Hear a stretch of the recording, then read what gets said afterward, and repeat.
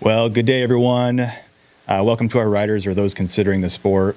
I'm Lance from the 127th Wing Safety Office, Selfridge Air National Guard Base, Michigan. This is the Motorcycle Safety Annual Preseason Brief and Podcast. We have guests. Even just a little bit of research shows that we have some really neat people in the wing or locally that love motorcycles and love talking about motorcycles. I'll introduce each of them, but first let me say I think it's really cool of you guys to join us again this year to help convey our message. Let's welcome back Jake Thorne. Deputy Thorne joined us last year. Jake's a deputy in the Macomb County Sheriff's Office and serves on their motorcycle unit, the motor unit, yes, right? Sir. Doing a variety of things. How you been, Jake? Good. How are you? Yeah. Welcome back. Thank you. Are you still on the Electroglide? No, we're on the new BMW 1250 RTPs. Yeah. Your personal bike though is. Oh, my personal bike's still electric. Yeah. Yes. Okay. Still working out. Good. How are things on the motor unit? Busy. Yeah. Busy. Yeah, the people are using us a lot. We do a lot of events, a lot of presidential escorts. So we've been just running around like crazy. Yeah. Escorted any presidents lately? Not in the motorcycle. We just escorted Biden when he came to Selfridge. Okay. But it'll be a busy Yeah. the election year. Yeah. They use us a lot. So the BMWs are still working out. If you didn't join us last year, the motor unit just transitioned from the Harley to the BMW, and you guys haven't looked back at all. No. Yeah.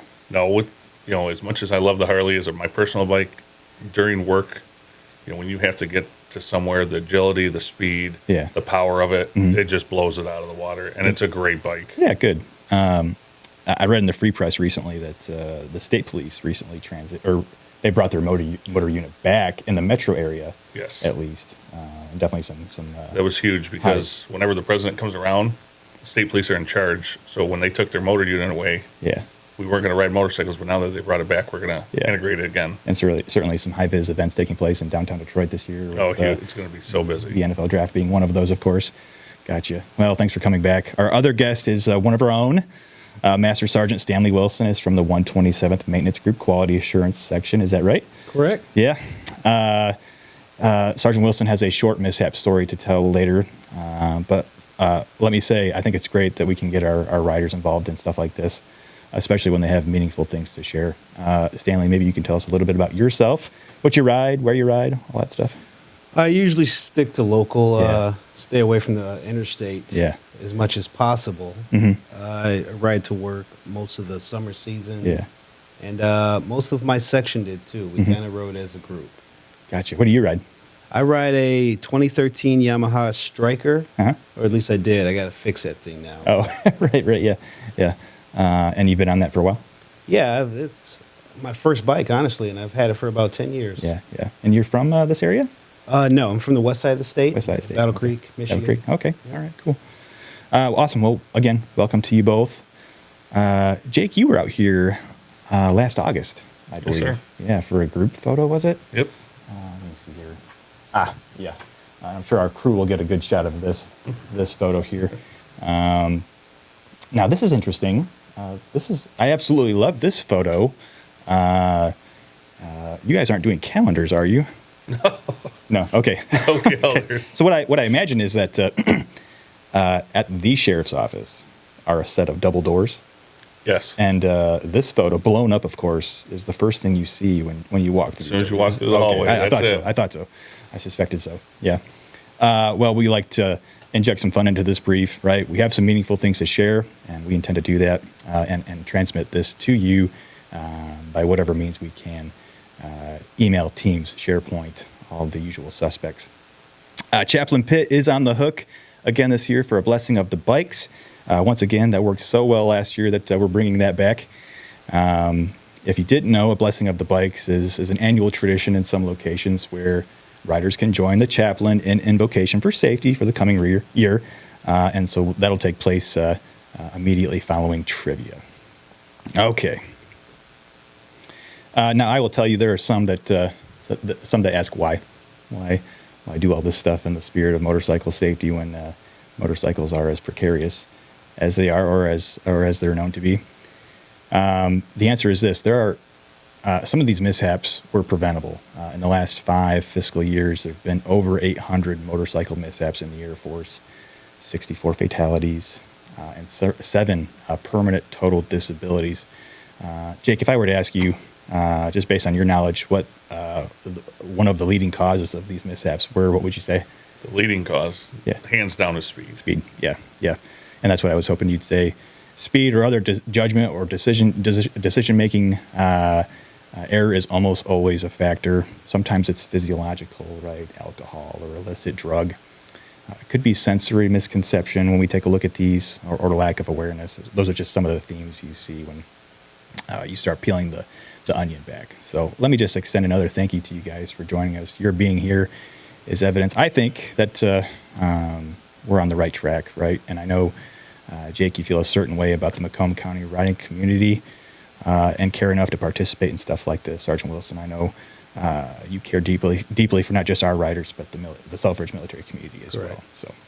So, Jake, when we say law enforcement, to me that elicits thoughts of about things that some would consider reactive in nature, and we know that you guys are doing a lot of proactive traffic safety things, of course, like this being one of them. But respond to any motorcycle mishaps this year?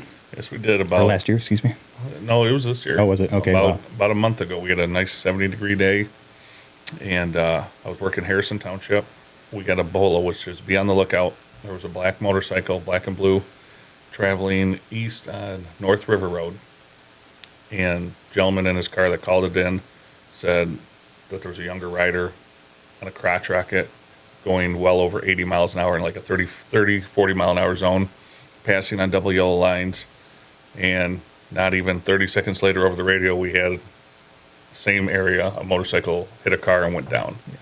By the time we showed up, he was 20 years old. He was deceased at the scene. A lady was turning into her driveway, and after we did all of our speed measurements and everything on it, we estimated him going about 85 to 90 miles an hour when he hit the back end of that car. Goodness gracious.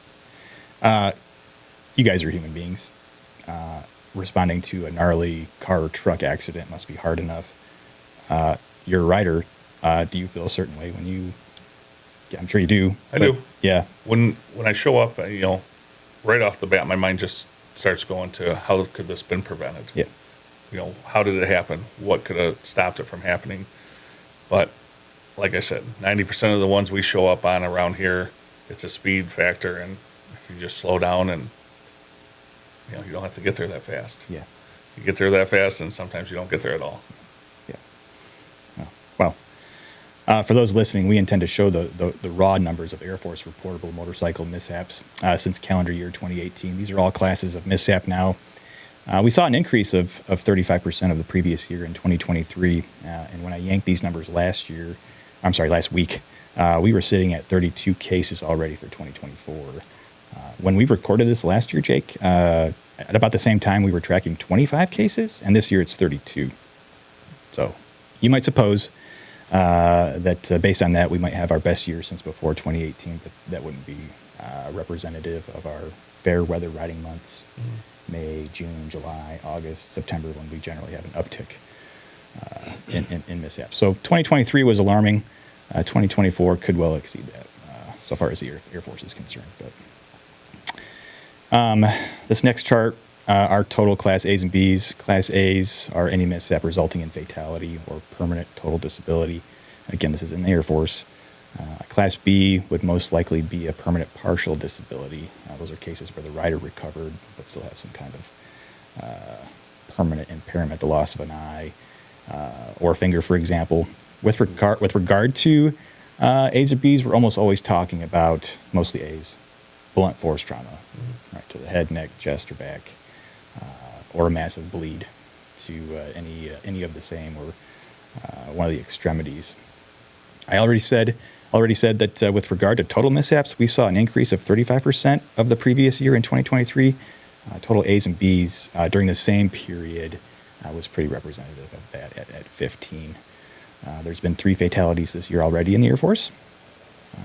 The Air Force Academy was the accounting organization for one of those, sadly.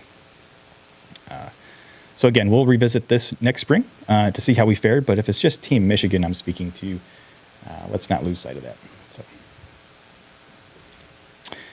So, as as convenient as it would be for us to sit here and say, you know what, let's just be adults this year, we'd be shirking some stuff, I think. Be kind of a cop-out. Yeah. People talk all the time about what it means to be an adult. Time Magazine did a piece about 8 years ago called "This is what adulting means." Right. Maybe you guys have heard people say, or maybe you yourselves have said something like, "Time to go adult," or "Adulting." Am I right? You know, people love to turn nouns into verbs this year. The American Dialect Society, the guys and gals that like basically invented the word of the year, they nominated the verb adult as 2015's most creative word of the year. Anyway, some other things that the article threw out there were, do younger generations struggle with adulting because they're going through life stages much later in life? Is describing adult behaviors in a jokey kind of way helping our younger people come to grips with this transition? Or is adulting an insecurity? Is it self-congratulatory? Or is it an empathy thing? No. I don't know about any of that. Yeah. What I know is that motorcycles are an adult thing, adult activity, right? And responsible riders self-assess to know to make the decisions they need to make to stay safe. So, Sergeant Wilson, you work in quality assurance here on the A10 side, so you know better than anyone that requirements are put down in writing, but what I want to talk about is responsibility, and that's a word we sometimes use in place of requirement in the safety office. On occasion, responsible supervisors do this, responsible employers do that. Ignoring for a second what we know about motorcycle safety, the way the Air Force sees it, what are some of the things that responsible riders do? In my experience, the responsible riders typically plan for their day. If they're going to be on their bike that day, they've thought about it in advance. They know the conditions of their bike inside and out. Yeah. They know the air pressure in the tires a lot of times. Mm-hmm. They know if it's low or high or what their fluids are at. I've seen younger irresponsible riders. They tend to just hop on a bike at a moment's notice without much thought going into the day or what they're wearing, PPE. You see guys around here on flip-flops and shorts sometimes, and it freaks me out even riding near them. Yeah, yeah. I can't even drive near someone in flip-flops and a tank top on a motorcycle. So, the people who plan their day out to be successful and come home at the end of the day, those tend to be the adulting riders. Things, yeah. Now, I know Jake doesn't, but do you have kids? Yes. I have 3 young kids, 8, a 7, and a 3-year-old. Yeah. Now, maybe they aren't going to get into motorcycles at all. I don't know. But have you thought about how you might expose them to riding? They love They love seeing me on my bike. They think it's cool. Yeah. Plus, so that's another incentive for me to always show them the right way. Yeah, right. Dad doesn't hop on the bike in inappropriate gear or see me doing tricks on it or anything like that. Yeah. Surely there's some parallels there between, like what responsible riders do and or how they were exposed to bikes in the first place. Correct. Yeah. Okay, well, apart from operating safely and complying with the regulation and having contact with your motorcycle safety representative, Air Force motorcycle riders need to do 3 things, right? They need an accurate must account. They need to attend their briefings, the initial motorcycle safety brief and the annual motorcycle safety brief, and they need training, initial, intermediate, and refresher training, and that's pretty common with many organizations or agencies. But we're going to unpack some of that in the slides that follow. But I need to go back over MUST real quick. MUST is the motorcycle user's safety tracking tool. It's a portal application. MUST doesn't require that you expend a whole lot of energy creating your account or maintaining it. Obviously, if you need to make a change to your riding status, you would go in there and do that. But it's not hard. If our riders out there had questions about that, they could certainly talk to another rider, their motorcycle safety rep, or they could call me. That would be totally fine. Jake, I know the motor unit has similar requirements for riders. In a minute, Sergeant Wilson's going to share his mishap story. Did the motor unit have any near misses last year that you're willing to share? That's my first question. And then, do you guys have some kind of like office ride or preseason brief like this, where you sort of take what occurred last year and build off that? We haven't had any mishaps. Yeah. I mean, with the extra training. Thankfully, yeah. Thankfully. The extra training that we go through, the extra schooling, it's called I think it was called Midwest Thumb. Yeah. You can get it in Michigan. You can take it as a civilian too. And if anybody rides, it's like $1,000 for a civilian. I would say, look these guys up. They were amazing. I've been riding for 22 years now. And when I took this class 6 years ago, I thought I knew how to ride a motorcycle, and I did not. Yeah. They showed me things I can do with a motorcycle at the slow speeds, and then they take you up to the high speeds. Things I never thought I could do with it. A really realistic form. Yep. And then you're in a safe environment where you're going to drop the bike, and it happens. And when you drop, you learn. Every time you did that, you learned off of it. Mm-hmm. But the Sheriff's Department itself last year, luckily we had no mishaps, no near mishaps that I've known. Every year, the whole team gets together. We go through the bikes in and out. And if we have any inclinations that we can't take care of, we'll take it right to the dealership and have them go through it. Yeah, fixed. Taking a look at. Yeah. Well, we'll talk about training some more in the podcast. But for example, we're exploring the Ride Like a Pro class through Ride Like a Pro Great Lakes. That's a good one. I understand it's the same quality of training that motor officers receive as well. Sergeant Wilson, last year wasn't a normal riding year for you, was it? Not at all, no. Yeah. What happened? Well, I was, like I said, I'm originally from Battle Creek, Michigan, and I lost my father last year, and he was a rider, along with a lot of the men in our family. So we did a commemorative ride for him and other family members late September. I rode my bike from this area where I live to Battle Creek on a Saturday morning. Yeah. It's pretty easy riding, light traffic. Yeah. Just took 94 the whole way. And about when was this, if I might ask? About when was this? I would say the last week of September. Okay. Yes. And participated in the ride. It's like 20 of us. We spent all day. And I had to return, back to this side of the state on a Monday. Didn't plan the trip out as well as I should have. I was wearing PPE and everything. I consider myself a pretty responsible rider. But the time of the day, there's construction for miles in the Calhoun County, Battle Creek, Marshall area. And I decided, because of time, I ended up starting the trip at like 5 o'clock, rush hour in a traffic construction area. And I think that was the leading factor in my accident. The construction? Yeah, I mean, all the cars are doing weird things in construction areas. And my wife and kids were behind me. They traveled in the minivan behind me riding. So they just like to keep an eye on me. And we were on an on-ramp getting onto I-94, just starting the trip, still in Battle Creek.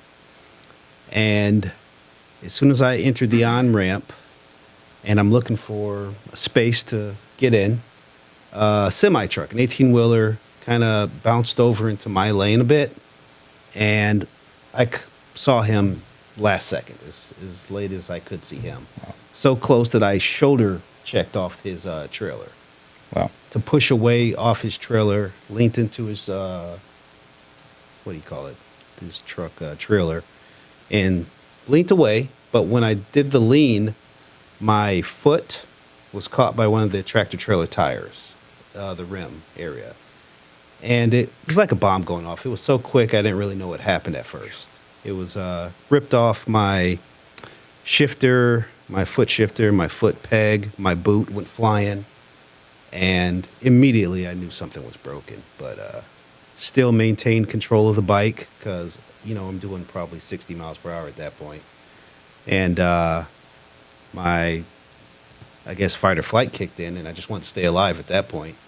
And I didn't want to stop the bike immediately. I knew there was a line of cars behind me. So, maintaining control of the bike, I just went off the highway into a soft, grassy area because there's no way I had use of both feet or legs. So, went into a grassy area, tipped the bike over and crawled away from it. to inspect if I still had a foot. I wasn't sure at the time. And it was just a bloody sock down there. My wife behind me, she wasn't panicking at first because, I didn't lay the bike down. She was just like, what's he doing? She saw something fly by the car. It looked like a boot. But she sees me screaming, rip my helmet off, and I'm like, call 911 immediately. And ambulance was there pretty quick. I was pretty happy with their response time. Mm-hmm. They were there in less than 5 minutes, so they had to be close. Yeah. But yeah, I mean, everything from there was a typical emergency hospital visit. Wow. Wasn't too bad. I mean, I was very thankful. It could have been so bad. Right. In full view. My wife and kids saw everything. Oh, my gosh. Yeah, people give her crap like, why didn't you chase down the semi or something like that? But just wondering why her husband's in the grass, screaming. Yeah. Wow. First of all, thanks for sharing. How are you doing now? Oh, great. I mean, honestly, I never really looked at it. My wife was doing she was investigating everything as the doctors were working on me. Never wanted to look at it myself at all. It was just like, it feels gross. Take care of it. Yeah. But yeah, ever since my surgery, I've had a couple. For the first few months, I had this metal contraption device through my foot, like attached to there, to put bones back in place and such. And I did one surgery to remove the device. Mm-hmm. And ever since then, it's been rehab 2 or 3 days a week. And I hope to be 100% by this summer. Yeah. Wow. But a long road. Yeah. It seems like it. Yeah. I'm staying positive. It could have been so much worse. Yeah. And it hadn't scared me away from riding in towns, local areas, highways. But I think I'm done with the freeway, at least on this bike. Yeah. This bike is not the most suited for long distance trips. But I typically don't move it from east to west side of the state. Mm-hmm. I stick to my local area. And for special occasions, like the family calls me over, I will bring it. Or maybe I trailer it in the future. Yeah. But. Okay. Well, thanks for sharing. We'll come back to some of those things. I think your experience with the police was positive. Great. Yeah. Great. Yeah. They were very helpful. For all my first responders were very cool. Yeah. Awesome. Okay, that's good. And so I think you alluded to this already. What happened caused for you to give up riding? And it sounds like you're still riding. Yeah. Or intend to. I love bikes too much. Yeah. They're just. I still have the original passion I did for them. I mean, it's a beautiful engineered machine. Yeah. I can't get over it. So right or wrong, you decided to continue riding. Unfortunately, riders across the country are involved in mishaps like yours, or similar in severity, let's say. What do you say to the rider that went through that but decides to quit riding? I mean, it's a personal decision. Yeah. You can't blame them. When you talk to a lot of riders, they bring up the increasing distractions that drivers are. The risks, The risk. And just riding around here to work, to Selfridge, and I live like 15 minutes away. All summer, I have at least one scare, per week, if that. Just a distracted driver. Didn't see me, usually. But, I can't fault anyone for making a decision to find a safer hobby. Yeah. I was almost there, but not quite there. Okay. Well, in the interest of time, I'm going to transition to risk, but we'll come back to at least a few components of what happened, if that's okay. Yeah, not a problem. Okay. Last year, I used a couple quotes from Niki Lauda.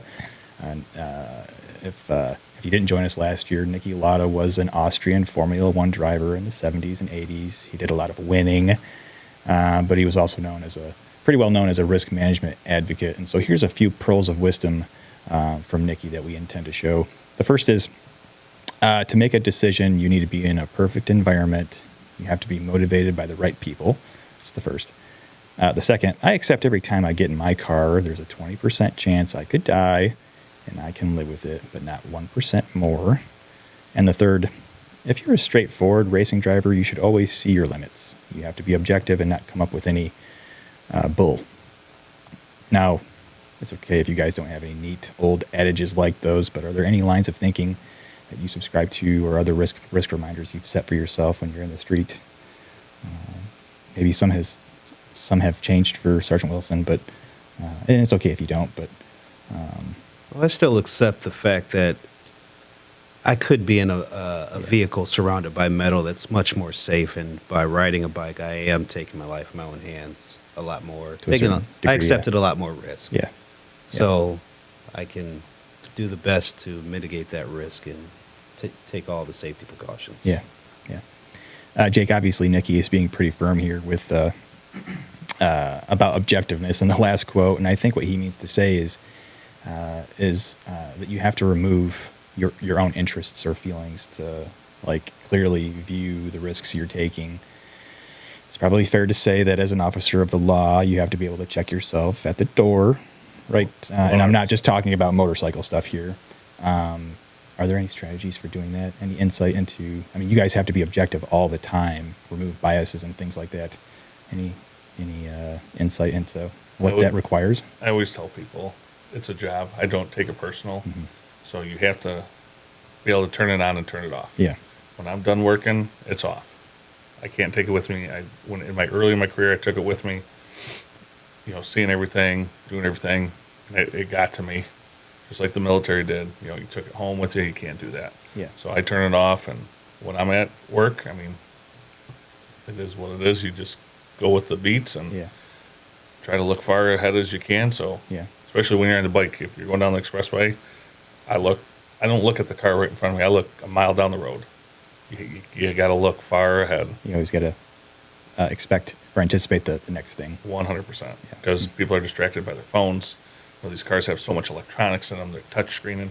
And you can see it, especially when I'm working on the motorcycle and I'm driving up 94. I'll go in the center lane and I look in your car and see what you're doing. If I see that phone in your hand, I mean, that's a pretty big ticket. And April is distracted driving month, and we've been out there hitting them hard. Yeah. It seems like I'm always searching for an analogy when we're talking about risk, and maybe that's the bull that Nikki is talking about here. But last year I mentioned that riders cannot afford to not have an approach, like a risk approach when preparing to ride. Like trying to hit a baseball is the analogy I use. You have to be able to let in the good and block the bad. Think inwardly about your situation and what's coming next, right? Because there are a lot of variables. Sticking with the same quote here, I'll offer this. When viewing your limits, you have a choice. You can either view all of these things through or as a kaleidoscope of things, right? Or through the spyglass, right? So here's the spyglass. So are you riding for the right reasons? Is your bike in good working order? The list goes on and on here. Have you done your T-Clocks inspection? Do you accept only what is necessary? What will the traffic environment be like? Is what you're doing commensurate with your skill level? Is this the right time to make your decision? What are the seasonal hazards? Am I in the right headspace, right? That's a lot. There's a lot to consider. You have a choice of either viewing all of that stuff through or as a kaleidoscope of things or through the spyglass. So I trust you'll make the right choice. Okay.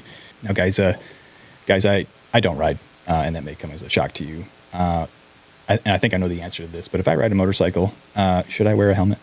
Yeah. 100%. Yeah. Yeah. If you're a military motorcycle rider, you have to wear a helmet. Correct. Without unpacking everything, right? Your helmet has to have a legitimate DOT sticker, serialized Snell Memorial Foundation sticker M2010 or higher, or other label recognized by DODI 6055.4. Obviously, full-face helmets recommended, preferred. But if you're not wearing a certified helmet, like a novelty helmet, maybe you've seen people wearing these novelty things, you can't guarantee that your make, model, style of helmet has passed impact, penetration, or retention tests. Sergeant Wilson, you were wearing all of your PPE, correct? Like you said, at the time of your mishap. Obviously, you didn't wake up expecting all of that to happen. But were you wearing anything that you were especially grateful for? I mean, I didn't collide with much. It could have been worse if I wasn't wearing a boot, I assume. If I was wearing tennis shoes or flip-flops. With my particular injury, it could have been much worse. But, yeah, it was a very warm day, so I wasn't wearing. I have like multiple motorcycle jackets as well. Some jackets I just can't put on in the middle of summer, so made sure I had long sleeves on. I was wearing my bike club leather vest and full face helmet, gloves, jeans. Yeah, I'm really thankful I was wearing the helmet. Didn't really need it in this accident. In this case, yeah. I always wear it no matter what. But yeah, I mean, maybe if there's a better boot out there, I would have saved some of my injury. But I don't know how those boots would hold up to a truck either. Yeah, definitely a unique case. Right. I know there's a lot of products out there, right? And it's on us to be able to try things on, see if they feel good, right, and that they have the protection we need. But PPE can be expensive, but having it, I would say, is, as we learned last year, as integral to riding as the bike itself. Training, servicing, maintenance, repairs, right? It's not optional. And if you're not able to afford these things, my feeling is that riding is probably not the sport for you. I know that's a tough thing to accept if that's you. All that being said, and no unfair promotion or endorsement intended here, but if you're a military rider in the Selfridge community area, you get 10% off your purchase of PPE at Macomb Power Sports and Spartan Cycle. If you decide to join the loyalty rewards program, Wolverine Harley-Davidson does double points instead of one on products purchased at their location. So all three of these establishments are within 3 miles of our north gate. We talked about training some last year, cornering, braking, riding in traffic, etc. These are all perishable skills, and therefore you should always be practicing these techniques, even if you have just the time and space, like an empty parking lot. To practice cornering, swerving, or braking, that's going to help. And Jake, I think one of the things we asked you last year was as a deputy, if you saw riders practicing these skills in an empty lot, that would be permissible, right? Yes, sir. Yeah. I do it myself. Yeah, right. If I see an empty lot while I'm working, every now and then I'll just pop in and go over some techniques and get back on the road and keep going. Stay sharp. Yep. Yeah. Riders are always curious about the training timeline and sources, which we're going to show for you here. This slide looks busy, but it's fairly simple. What you'll do is use the training sources on the right to satisfy training needs on the left. Most commonly, riders showed up with an endorsement already. If that's you, no level 1 training is necessary, but you need intermediate level 2 training within 1 year. Most of our guys or gals have been riding for years or decades. If that's you and you're done with level 2 training, you still need refresher training, sometimes called sustainment training, every 5 years. You can get refresher credit by reaccomplishing level 2 training or participating in our motorcycle mentorship program here at Selfridge for the same credit. As long as the money is there, I would like to fill a Ride Like a Pro class behind Kensington Church, just the other side of 94 here, which are hosted by Ride Like a Pro Great Lakes. Ride Like a Pro is the same quality. I understand the same quality of training that motor officers receive. That would definitely satisfy intermediate or refresher training. It would also punch your fun card probably for the day and get you that advanced curricula that you want, of which I know there is some appetite here. So if you'd like to sign up, let me know. Sergeant Wilson, knowing about what happened last year, is there anything that you could have practiced even on your own that could have helped improve your situation? I'm sure situational awareness. Maybe if I would have seen the truck earlier, I could have avoided contacting it. But and this truck was coming over, right? Yeah, he swerving barrels or something. He came over into my lane a bit, but looking back, there's always something. There's always something. Yeah, and that's I think a good. Maybe be higher visible. I got a black full face helmet, black leather riding gear. Maybe the reflective vest that we have to wear when we come into base. Yeah. Maybe just making myself more visible could have helped. My bike's pipes aren't that loud either. I was like, maybe on a Harley or something with louder pipes, you're more visible to everyone around you. So yeah. I think it's a good attitude. Yeah, I mean, there's always something that we can probably do. Yeah. even if it wasn't your fault, like, at all. Yeah, I think it's a good attitude to have, or a good approach anyway. Correct. But it doesn't have to be your fault while riding a bike. Yeah, right, of course. It's your responsibility to kind of think about everyone else on the road at the same time. Yeah.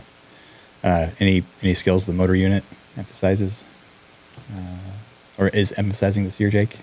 Not really this year. I mean, just keep up on your training. Yeah, you have so much to think about. If you got, actually, the training that you're talking about behind the church, I believe that's put on by one of our reserve officers.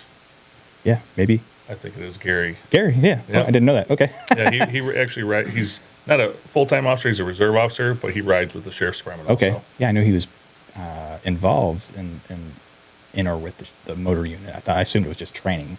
Nope, he actually, our reserve officers don't have arrest powers, but they'll come, like when we do stuff like the air show this year, he'll be out there. Okay. And they still ride the Harleys. Yeah. Because they have to buy their own motorcycles to be on our team. So, but he'll be out there with a couple other guys. And Gotcha. he does good training. I would really recommend that to all your guys. Yeah. Okay. Well, thank you. Yeah. So I don't ride, like I said. One of the things I know about motorcycle riders, and this is not unusual, is that they enjoy the company of other people that ride motorcycles. Is that fair? 100%. Yeah. Yes, I agree. So knowing that and how hard it is to sometimes reach people of all different statuses when they're off duty, we're going to continue using the Selfridge Motorcycle Mentorship Program for putting our riders in touch with other members of the base that ride and who have a respect for the road, the machine, the standard required of all military members, and perhaps most importantly, themselves. Do either of you have, or have you had people that you would consider mentors or mentees? Motorcycle mentors or mentees? A couple of guys on the team that have been riding for a lot longer than I have that done the job. Yeah. They've taught me a couple things and Right. just how to keep aware. Yeah. And maybe members of the family, Sergeant Wilson. Yeah, members of my family and the Air Force unit. Like I said, most of my shop were riders, and we looked up to our chiefs and everyone else who's been riding for years. They filled us in on a lot of things we didn't know. Mm-hmm. And when we rode with them, they carried it over into the road as well. Yeah. Okay. Jake, as a deputy that's seen some stuff, are we right to place this emphasis on making sure our riders ride with the right people? 100%. Yeah. I mean, I've seen some bad accidents, and when the group stops, when an accident happens, you have to talk to everybody, and a lot of them are like, we just met these people, you got to know who you're riding with. Yeah. I have a tight niche group that I ride with. Every now and then, someone will invite somebody in. They ride really aggressive or anything, and I just sort of nix them out. Yeah. I'm not here to have my off time to get maybe in an mentor them a little bit. But, we try. Give them a chance. Yeah. Sometimes they don't take our advice and they don't get invited back. Yeah.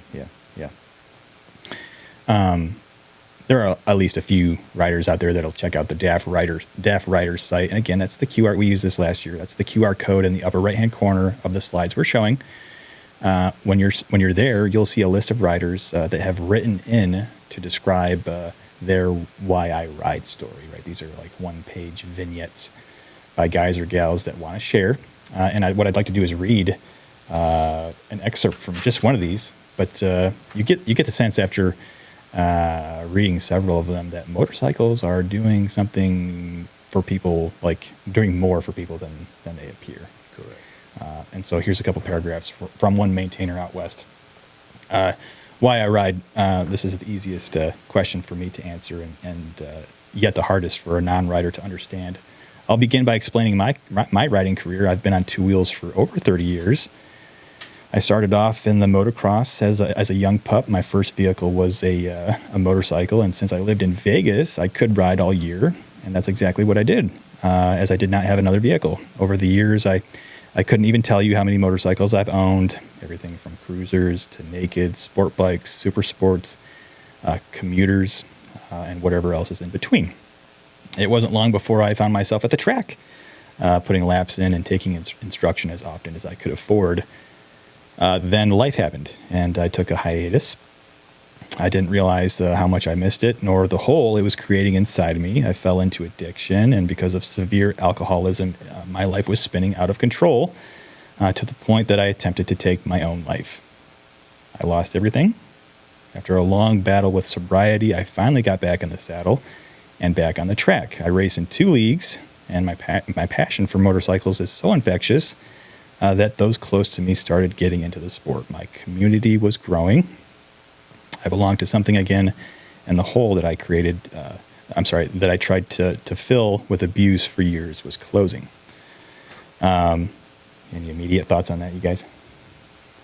100%. I actually have a friend that sort of went through the same thing. He was in the military. He got out after 4 years, and he was looking for that camaraderie, and he rode with military guys, and he found it. Like he was going through like a depression really bad. Yeah. And then he found the motorcycles back again after he got out, and he found the leathernecks, which is all retired or, Marines, and he found that camaraderie, and he said it brought him out of depression. Yeah. And he was addicted to alcohol, and he stopped drinking, and people don't realize just riding a motorcycle, like it's almost like therapy. Yeah. Yeah. That's exactly what I was thinking this whole time. It was very therapeutic in the right environment. You lose some of that therapeutic process in a congested area because you're constantly on a swivel. Yeah. But country riding somewhere, not a lot of cars on the road, nothing beats it. On Yeah. a perfect weather day. That's great. A community of people is exactly what we're offering with the Selfridge Motorcycle Mentorship Program. So if you're interested in that, and I certainly hope that you are, we have incentives for airman-led activities, airman-led safety activities such as this, including a silver foil safety pledge for your family, right? This goes up on the fridge. You sign it, someone witnesses it, and it remains there. We have long sleeve shirts, and I'll just throw one up here. There it is, Selfridge Motorcycle Mentorship Program right on the back, our logo, and we've got stickers, and these went flying. So these went flying, excuse me. So, and we have stickers as well. So lots of stuff, right? Lots of free swag. Not only will there be a reliable list of motorcycle mentors, mentees, and contact information, there's going to be an avenue here for satisfying refresher training as well. Mentors need only follow the DAF Rider link using the QR code if you so desire to the upper right hand in the upper right hand corner of our slides and locate any 3 of the 36 motorcycle mentorship modules available for accomplishing refresher training. So it's time for trivia. Yeah. Jake, as you learned last year, we like to host a little trivia. Yeah. And I know you cut your teeth in the Marines, but it's pretty common to end our meetings with a little bit of light trivia. Sergeant Wilson, I may not have mentioned this, but we're doing trivia. The rules are simple, and the questions are in front of you, so you go ahead and grab those. The rules are simple. The guest correctly answering the most questions will win. I'll be keeping score. Are you ready? Oh, yes. Okay. So, question number 1. 47 U.S. states require that all or some riders wear a helmet.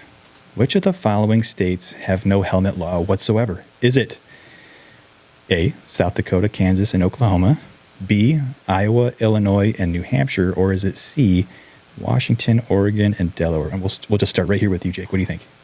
I'm going to go with A. And Sergeant Wilson? I'd have to agree. A. It's out west thing. It's a rough start. Answer B. That's wow. Iowa, Illinois, and New Hampshire. That's a shocker. Yeah, if I'm 16 years old and I have my driver's license and endorsement, I can ride a Hayabusa around Chicago without a helmet. That's why I was thinking the big city. I'm like, there's no way. Yeah. Right. It's like all that open road out west. Yeah. Not a good start. That's okay. We got some more questions up for grabs here. Question number 2.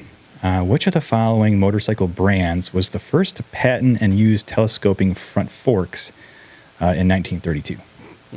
Was it A, Triumph, B, Royal Enfield, or was it C, BMW? What do you think, Jake? I'm going to go with Triumph.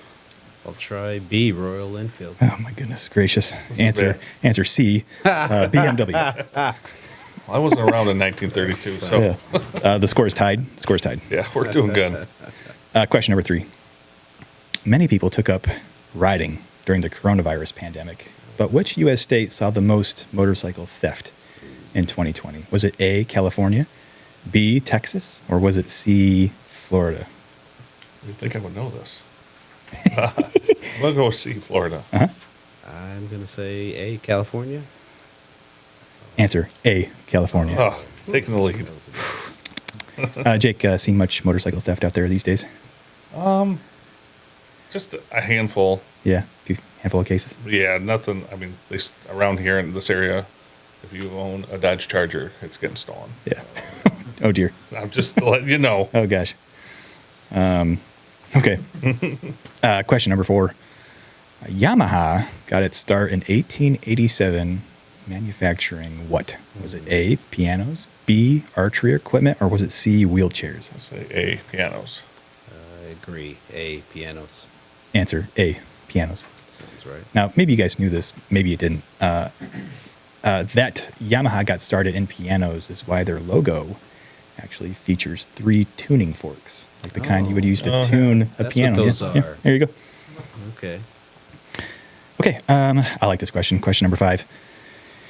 The Army-Navy E Award for Excellence in Production was an honor presented to companies and some organizations that supported the U.S.'s war effort during World War II. Which of the following manufacturers won the award 3 times? Was it A, Harley, B, Ivor Johnson's Arms and Cycle Works, or was it C, Indian Motorcycle? World War II. I'm going to say, I used to use Harleys. I'm going to try Harley. I'm going to try C, Indian. C. Answer. C, Indian. Man, this is rough. This is rough. Indian was awarded 3 times. Harley Davidson twice, and Ivor Johnson never won it, though they supported the war in many ways. In fact, as I learned, I did a little bit of research here. Indian sold bikes to not just the U.S., but the British, Australians, New Zealand, South Africa, India. They sold some to some Polish forces. They sold 5,000 to the Soviets. A record that I found shows that they sold 25 of their 741 Scouts to Iran. So there you go. There you go. Okay. Question number 6. The score at this time is Jake 1, Sergeant Wilson 3. Question number 6. Many consider the Isle of Man TT Mountain Course the most dangerous motorsports venue in the world. In fact, since 1937, the only year in which races were held but no fatalities occurred was what year? Was it A, 1982, B, 2005, or was it C, 2022? You're asking me a lot of questions that I don't know. I'm going to try 2022. Let's go the opposite. 82. Answer. A, 1982. Oh, Yeah. good guesser. 1982 is the only year since 1937 that races were held and no one died as far back as 1937. I'm going to a few more factoids here on this course. More than 250 riders have died on the TT Mountain Course since 1911. This means that 2 to 3 people die there every year. 2005 stands as the deadliest calendar year when 9 riders, 1 marshal, and 1 bystander all perished in 2005. No Isle of Man TT, this is a race now, occurred in 2019 and 2020 because of COVID. It's all one word, by the way, because of COVID is one word now. Says me. And then in 2022, the death toll in 2022 matched the 1970 TT, which until 2022 was the deadliest single race ever. So no race in 19 or 20. I'm sorry, no race in 19 or no race in 2020 and 2021. In 2022, the death toll matched the single deadliest race ever. Where is this course? This is in the UK. This is an island, the Isle of Man, off the coast of Ireland, between Ireland and Wales, at the western coast of England. Okay, question number 7. True or false? Motorcycle engine size of riders killed in crashes has decreased since the early 90s. No. I'd say no. Yeah, I'm going to say False. no. False. No way. Answer. False. It's increased. Did you notice that at all, Jake? Oh, yeah. Young people buying bikes over there. Well over their riding abilities. And Yeah. yeah, it's not. It's usually speed and Speed. not knowing how to ride and Yeah. buying something like the sergeant said, just something way above your riding ability. Yeah. It's a lot of bike. Yeah. Or it can be. Okay, question number 8. Every Harley rider must have the obligatory black leather jacket. But what year did Harley-Davidson start selling these popular items? Was it A, 1947, B, 1955, or was it C, 1976? I'm going to say 1955. I agree. I think 55. 55 was when these came out? Answer A, 1947. Yeah, right after World War II. Wow. Is somebody going to bring these back? Like, is somebody going to bring the leather jacket back? Eventually, these come back into style, right? I mean, I don't know. They got some nice jackets now. Yeah, they're definitely still wearing them. Yeah. Question 9. In 1909, Suzuki got its start in which of Japan's then booming industries? Interesting. Was it A, railways, B, silk, or was it C, shipbuilding? 1909. That was a while ago. Jeez. I'm going to say railways. I'll try shipbuilding. Answer B, Oh, jeez. silk. Silk. 1909, silk. At the time, and this may still be this way, Japanese silk was the preferred fabric of kimonos. Okay. Yeah. Which helps explain why silk boomed the way it did in Japan. Either of you guys have a kimono? Can't say that I do. Not anymore. Yeah, you're right. It's probably hung up right next to your leather jacket. Okay, question number 10. Known as the Dead Red Law, which U.S. state allows riders to proceed with caution through red lights after stopping for 2 minutes? I have seen that. So the question doesn't make this clear, but we're talking about intersection technology Yep. here. Is it A, Wisconsin, B, Indiana, or is it C, Missouri? Let's try A. It would make sense for a cold weather stay, but I'll try Missouri. See. Answer B, Indiana. Oh, Yeah, so we're talking about, once again, intersection technology here that would otherwise detect a larger vehicle, but can't in the case of motorcycles. Either of you guys ridden through Indiana? No, not yet. Yeah. not yet. Okay. No. Okay, so the results are in. This year's undisputed buzzkill of motorcycle knowledge is Master Sergeant Stanley Wilson. Congratulations. Congratulations. Thank you. Thank Yeah. you. So, Stanley, you've won this thing fair and square. So just for fun, I'm going to ask our tiebreaker question. And here goes. The contestant whose answer comes the closest will win this tiebreaker. Knowing the U.S. Department of Labor wouldn't permit him to jump over the Grand Canyon, Evel Knievel instead suggested the Snake River Canyon in Twin Falls, Idaho. What year did he make that 1,700-foot jump? Oh, I feel like 70s, maybe 70s or 80s. I'm gonna say I'll just say Okay. 82. Huh? Was that before? Let's go 85. Deputy Thorne, you came the closest. Yeah. Evel Knievel made the jump on 8 September 1974. Oh, Yep, there you go. that was way earlier than I thought. I'd like to extend a huge thank you to our guests, Deputy Thorne, Sergeant Wilson. Thanks for joining for this year's brief. You guys have been awesome. Any parting shots at all? Just take an extra minute when you're riding. Please be safe. I don't want to have to pull you over on the road. It's not what I'm out there to do. Yeah. I just want everybody to be safe out there. Right. You don't want to be pulled over wearing this. Yeah, no, you don't. Yeah. Right. I'll send your info right to Lance. That's right. Sergeant Wilson, any parting shots? If I can, I'd like to thank Wolverine Harley Davidson. Sure. They did offer, I don't know if they still do, but the original training course, the bike training course, is that a lot of me and my friends went through. Yeah. And the training I got there, I don't think I could have gotten on the street, just learning on my own. Yeah. And probably saved my life in my incident. Okay. That's great. Thank you. No unfair promotion or endorsement intended. Right. For those that so desire to continue listening, Chaplain Pitt will join us immediately following this year's Blessing of the Bikes. Again, if you didn't know what that is, it's an annual tradition in some places where riders can join the chaplain in invocation of safety for the coming riding season. I'd also like to thank those that were able to listen, be devoted, deliberate, and discernible out there this year. Please review your must account and where you're at on the training continuum. And please don't forget to give mentorship a try. Okay? Thank you. Hello, bikers. Another wonderful season that we will have in 2024.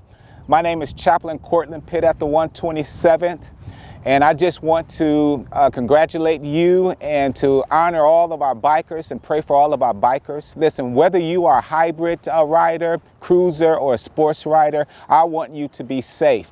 So allow us to pray just for a few moments. Father, we give you glory, we give you honor today. And Father, we appreciate the 2024 season of all bikers who will be on the highways and the byways and the streets. We pray, oh God, that you will guide us and protect us. We pray, Father, that you will direct our path. We pray that you will keep us safe from all hurt, harm, and danger. Continue to bless us. Let us allow us to have fun until we can give you praise. In your name we pray. Thank God. Amen.